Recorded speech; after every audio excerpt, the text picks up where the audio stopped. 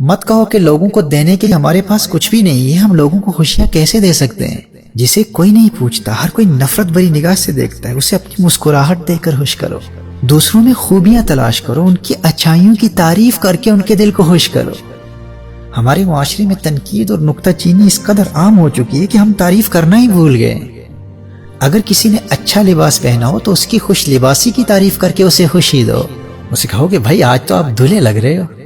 کسی سے اچھی خوشبو آ رہی ہے تو اپنے اندر دوسروں کی تعریف کرنے کا حوصلہ پیدا کر کے سب کے سامنے اس کی خوشبو کی ستائش کرو۔ کہو یار آپ کے ذوق کی داد دینی پڑے گی، ایسی بہترین خوشبو لگا رکھی ہے آپ نے۔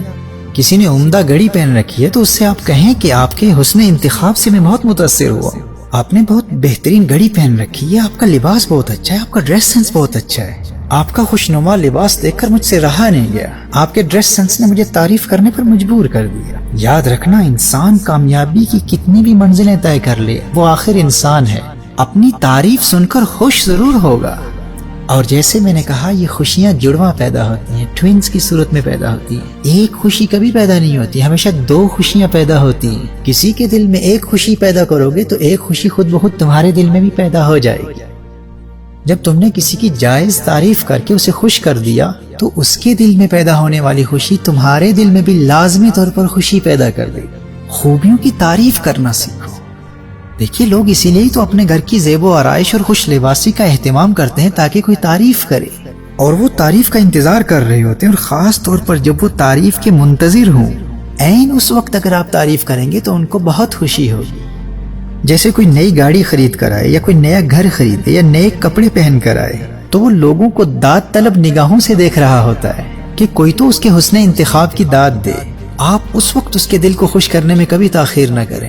ایسے موقع پر کی گئی تعریف انسان کبھی نہیں بھولتا۔ اسی طرح اگر کسی کے بچے باادب ہوں، مہمان نواز ہوں، والدین کی مدد کرتے ہوں تو والدین کے سامنے بچوں کی بھی تعریف کریں، اور والدین کی حسن تربیت کی تعریف کر کے بچوں اور والدین دونوں کا دل خوش کر لیں۔ کوئی کسی پارٹی میں یا کسی میٹنگ میں اچھی گفتگو کر رہا ہو تو اسے ایکنالج کریں، اسے اپریشیٹ کریں، اسے بتائیں کہ آپ تو کمال گفتگو کرتے ہیں۔ کسی کے گھر جائیں تو یاد رکھیے گا کہ لوگ اپنے گھر کے مہمان خانوں کو اسی لیے سجاتے ہیں کہ کوئی مہمان آئے اور تعریف کرے۔ گھر کی عورتیں بڑی محنت سے کھانا پکاتی ہیں اور وہ منتظر رہتی ہیں کہ مہمان کھانے کی تعریف کریں گے۔ تو ایسے وقت پر میزبانوں کو خوش کر کے خود خوشیاں سمیٹنے کا موقع کبھی ضائع نہ کریں۔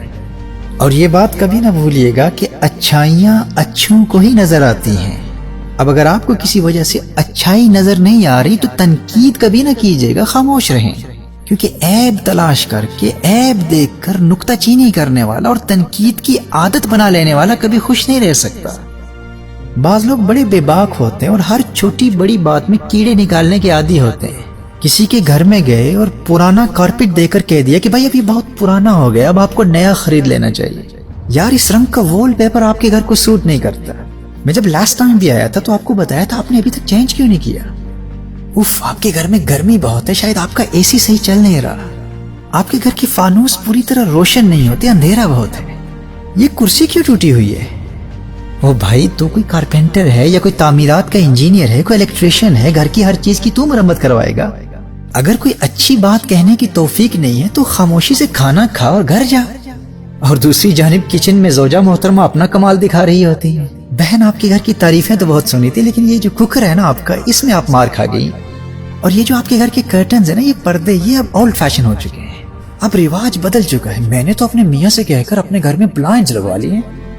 یہ جو آپ کی واشنگ مشین ہے نا، آپ کہتی ہیں تو مان لیتی ہوں کہ کپڑے اچھے دھل جاتے ہیں، لیکن اس کی آواز سے مجھے سر درد ہو گیا، یہ تو بہت لاؤڈ ہے نا۔ میں نا آج ہی اپنے ہسبینڈ سے بات کرتی ہوں، جس کمپنی سے ہم نے خریدی ہے نا، وہ میرے میاں کے دوست کی کمپنی ہے، ڈسکاؤنٹ پر آپ کو دلوا دوں گا۔ ہمیں خود سے سوال کرنا ہے، کیا ہمیں تو ایسی عادت نہیں ہے نا؟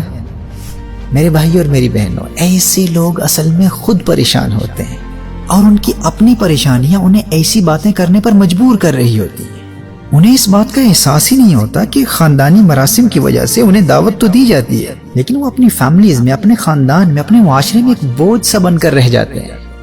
وہ اس حقیقت کو سمجھ ہی نہیں پاتے کہ تنقید لوگوں کو کوتاہی کا احساس دلاتی ہے، اور کوئی شخص اپنے آپ کو کوتاہ باور نہیں کرنا چاہتا۔ لہٰذا لوگ ایسے نکتہ چینیاں کرنے والے، تنقید کرنے والوں سے دوری میں ہی عافیت سمجھتے ہیں، اور یہ نادان اسی خوش فہمی میں رہتے ہیں کہ آج میں نے فلاں کی ٹھیک ٹھاک تحقیر و تذلیل کی، آج میں کامیاب ہو گیا، یہ اسی کو اپنی کامیابی سمجھ رہے ہوتے ہیں، لیکن در حقیقت یہ بیمار ہوتے ہیں، یہ لوگوں کو پریشانی دے دے کر خود پریشان ہو رہے ہوتے ہیں، کیونکہ قانون یہی ہے، جو دو گے وہی ملے گا، خوشی دو گے خوشی ملے گی، غم دو گے غم ملے گا۔ یہ لوگ در حقیقت بہت اداس ہوتے ہیں، پریشانی میں زندگی گزار رہے ہیں، یہ کبھی کسی میں خوبی تلاش کرنے کی کوشش ہی نہیں کرتے، تو تعریف کیا کریں گے؟ ایسے لوگ اگر خوشحال زندگی گزارنا چاہتے ہیں نا، تو ان کے لیے ضروری ہے کہ وہ اپنے رویوں میں تبدیلی لائیں، شہد کی مکھی کا طرز عمل اپنائیں، جو میٹھے پر بیٹھتی ہے اور کڑوے سے کتراتی ہے، اور گھریلو مکھی کی عادت سے بچیں جو ہمیشہ زخموں کی تلاش میں رہتی ہے۔ انفارچونیٹلی ہمارے ہاں لوگ ہیومن ریلیشن سے ریلیٹڈ سائنسز سے اس قدر غافل ہو چکے ہیں کہ بجائے لوگوں کو خوش کرنے کے مواقع تلاش کرنے کے، اپنے سخت اور تلخ جملوں سے لوگوں کا دل توڑنے میں فخر محسوس کرتے ہیں، اور پھر کہتے ہیں کہ ہماری زندگی میں سکون کیوں نہیں ہے، خوشی کیوں نہیں ہے۔ تو بات وہی ہے، جو دو گے وہی ملے گا، خوشیاں دینے والے بن جاؤ، خوش رہو گے، غم دو گے تو غمگین رہو گے۔ مناسب وقت میں مثبت اور تعمیری تنقید کرنا درست ہے، لیکن جب تک تم صرف نقص اور عیب تلاش کرنے کی عادت سے چھٹکارا حاصل نہیں کر لو گے، اس وقت تک خوشی حاصل نہیں کر پاؤ گے۔ وہ ایک نوجوان نہایت اعلیٰ درجے کی مہنگی پرفیوم لگا کر اپنے دوست کے ساتھ کھانے کی میز پر بیٹھا۔ دوست نے اس کے لباس سے اٹھنے والی خوشبو پر بالکل توجہ نہ دی۔ اس نے کہا، تجھے اس انتہائی اعلیٰ درجے کی پرفیوم کی خوشبو نہیں آ رہی؟ دوست نے کہا، اچھا تو نے پرفیوم لگائی ہوئی ہے، مجھے تو ذرا بھی خوشبو نہیں آئی۔ اس نوجوان نے مایوس ہو کر کہا کہ اچھا پھر شاید تمہاری ناک بند ہوگی۔ اس کے دوست نے کہا، نہیں یار، اگر میری ناک بند ہوتی تو تمہارے پسینے کی بدبو مجھے کیسے آتی؟ یہ ایٹیٹیوڈ بدلنا ہوگا، کیونکہ اگر آپ نکتہ چینی اور تنقید کی بیماری میں مبتلا ہیں تو آپ کبھی خوشی حاصل نہیں کر پائیں گے۔ اب کچھ لوگوں کی یہ عادت ہوتی ہے، وہ ہمیشہ زخموں اور گندگی پر بیٹھنے والی مکھی کی طرح بن جاتے ہیں، نہ انہیں اچھائی نظر آتی ہے اور نہ ہی اچھائی تلاش کرنے کی کوشش کرتے ہیں۔ اس رویے کو بدلنا ہوگا۔ اگر آپ نکتہ چینی اور تنقید کی بیماری میں مبتلا ہیں تو آپ کبھی خوشی حاصل نہیں کر سکتے۔ خوشیاں چاہتے ہیں تو مختلف بہانوں سے لوگوں کو خوش کرنے کی کوشش کریں۔ روزمرہ زندگی میں، زندگی کے عام معمولات میں، آپ ٹیکسی میں بیٹھے ہیں، اگر ٹیکسی نائس اینڈ کلین ہے، صاف ستھری ہے، تو اس کی صفائی کی تعریف کریں، اس ٹیکسی ڈرائیور کو خوشی دیں، اس کی ڈرائیونگ کی تعریف کریں، اس سے باتیں کریں اور اس کی معلومات کی تعریف کریں۔ اگر اس نے اچھا لباس پہنا ہے تو اس کے لباس اور اس کے حسن اخلاق کی تعریف کریں۔ ہر انسان کو اہمیت دیں، کوئی غریب ہو امیر ہو، ہر ایک سے گرم جوشی سے ملیں۔ انہیں بتائیں کہ میں جب بھی آپ سے ملتا ہوں مجھے بہت خوشی محسوس ہوتی ہے۔ ان کو احساس دلائیں کہ وہ آپ کے لیے کتنے اہم اور قیمتی ہیں۔ ان کو عزت دیں، لوگوں کو عزت دینا سیکھیں۔ کچھ لوگ ایسے ہوتے ہیں جن کی کبھی کسی نے عزت نہیں کی، کبھی ایسے لوگوں کو عزت دے کر دیکھیں۔ میں اپنے ورلڈ دعوت ٹور پر تھا۔ میرے لیکچر سے پہلے گھر میں دعوت تھی جس میں باپ بیٹا دونوں ملازم تھے۔ گھر کے لوگ اس ملازم لڑکے کو کاما کہہ کر پکارتے تھے۔ میں نے گھر کے افراد سے علیحدگی میں پوچھا کہ یہ کامے کا حقیقی نام کیا ہے، تو کسی کو اس کے حقیقی نام کا علم نہیں تھا۔ بالآخر میں نے اس کے والد سے پوچھا کہ آپ کے بیٹے کا حقیقی نام کیا ہے، تو اس نے بتایا کہ اس کا نام کامران ہے۔ جب ہم کھانے سے فارغ ہوئے تو میں نے اس لڑکے کو پکار کر کہا کہ کامران صاحب، آپ کا بہت شکریہ، آپ نے آج بہت اچھا اہتمام کیا ہے۔ وہ مجھے حیرت بھری نگاہوں سے دیکھنے لگا۔ مجھے لگا کہ وہ مجھے کچھ کہنا چاہ رہا ہے، لیکن کوشش کے باوجود وہ کچھ کہہ نہیں پایا اور فوراً پلٹ کر کچن میں چلا گیا۔ کچھ دیر کے بعد جب میں کمرے میں سامان تیار کر رہا تھا تو کامران نے میرے دروازے پر دستک دی، اجازت لے کر اندر آیا اور اندر آتے ہی مجھ سے لپٹ کر رونے لگا۔ بڑی مشکل سے سنبھل کر اس نے مجھ سے کہا کہ جب سے ہوش سنبھالا ہے کبھی کسی کی زبان پر اپنا حقیقی نام نہیں سنا۔ میرے والد صاحب سمیت سب مجھے کاما کاما ہی کہتے ہیں۔ میری ہمیشہ سے یہ خواہش تھی کہ کبھی کسی کی زبان سے اپنا حقیقی نام تو سنوں، کوئی مجھے کامران کہہ کر پکارے۔ کامران صاحب تو کجا، کبھی کسی نے مجھے کامران کہہ کر بھی نہیں پکارا۔ لیکن آج جب آپ نے مجھے کامران صاحب کہہ کر پکارا نا تو میں اپنے جذبات پر قابو نہ پا سکا۔ یہ میرے خوشی کے آنسو ہیں۔ اس وقت سے کچن میں بیٹھا رو رہا تھا۔ میں نے کبھی سوچا بھی نہیں تھا کہ آپ سے مجھے اتنی عزت ملے گی۔ کامران نے کہا کہ اس گھر میں بڑی بڑی مشہور شخصیات کا قیام رہا ہے اور میری خدمات پر، میری دلجوئی کے لیے مجھے انعام کے طور پر میری ماہانہ تنخواہ سے بھی زیادہ رقم ان احباب سے ملتی رہی ہے، لیکن ہزاروں روپے مجھے وہ خوشی نہ دے سکے جو آپ کے مجھے کامران صاحب کہنے سے ملی ہے۔ میرے بھائی اور میری بہنوں، کامران کے دل میں پیدا ہونے والی خوشی کی لہریں اسی وقت میرے دل میں منتقل ہونا شروع ہو گئی اور جب بھی اس کی خوشی کی کیفیت یاد آتی ہے تو میرے دل میں خوشی کے جذبات پھر تازہ ہو جاتے ہیں۔ تو مت کہا کیجئے کہ ہمارے پاس لوگوں کو دینے کے لیے کچھ بھی نہیں ہے، لوگوں کو اپنا قیمتی وقت دیجئے، ناکام لوگوں کو مایوسی سے بچانے کے لیے حوصلہ افزا جملے دیجئے، انہیں ہمت دیجئے، یقین دیجئے، عزت دیجئے، محبت دیجئے، ان کی چھوٹی چھوٹی کامیابیوں پر ان کو شاباش دیجئے، ان کی صلاحیتوں پر ان کی تعریف کیجئے۔ اپنے معاشرے میں اپنے ارد گرد ایسے لوگوں کو تلاش کریں، آپ کو اپنی گلی میں بلکہ اپنے گھر میں ایسے لوگ مل جائیں گے جن کو کبھی کسی نے عزت سے پکارا ہی نہیں، ان کو عزت سے پکار کر دیکھیں، آزما کر دیکھیں۔